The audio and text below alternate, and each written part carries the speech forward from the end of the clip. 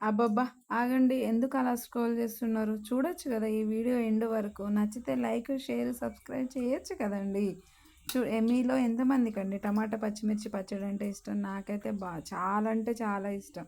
పెళ్లి కాకముందయితే విపరీతంగా తినేదాన్ని. రోజుకు 3 పూటలు కాదు 4 పూటలు అట్లా తింటా ఉండేదాన్ని. మధ్య మధ్యలో అది ఎప్పుడు గుర్తుకొచ్చినప్పుడల్లా అన్నం కొంచెం వేసుకొని తింటా ఉండేదాన్ని.